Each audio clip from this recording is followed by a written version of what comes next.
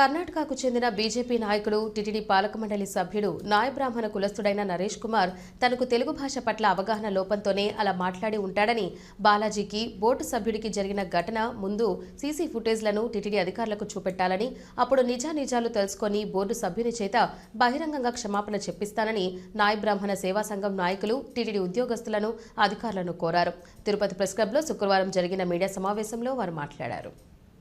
తిరుమల తిరుపతి దేవస్థానంలో పాలక మండలి సభ్యులుగా మా నాయబ్రాహ్మణ కులానికి చెందిన కర్ణాటక నుంచి బీజేపీ పార్టీలో పాలక మండలి సభ్యులుగా నియమితులైన కె నరేష్ గారు మొన్న మహద్వారం ద్వారా నుంచి వెలుపలికి నుంచి బయట వెళ్తున్న మార్గ మధ్యంలో టీటీడీ ఉద్యోగులైన బాలాజీ సింగ్ ని దుర్భాషలాడారని సోషల్ మీడియాలో రావడం మేము చూసాము.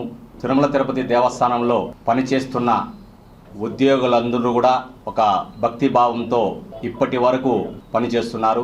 విధంగా దుర్భాషలాడారని చెప్పి ఈ సోషల్ మీడియాలో వక్రించడం చేసి దాన్ని మాత్రం చూపించారు. దానికి ముందు తిరుమల తిరుపతి దేవస్థానంలో సీసీ కెమెరాలన్నీ విజిలెన్స్ వారు పర్యవేక్షణలో ఉంటాయి.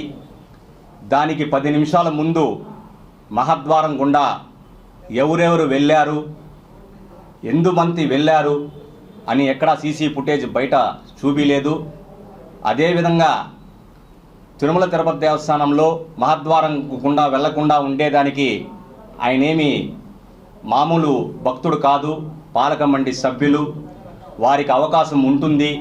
మా నాయబ్రాహ్మణుల తరపు నుంచి మాకు పాలక మండలి సభ్యులు రావడం ఆలస్యం, మమ్మల్ని ఎందుకో పాలక మండలి సభ్యుల్లో నాయబ్రాహ్మణులకి చోటు కల్పించకూడదా, ఇది ఎక్కడ న్యాయం లేదా?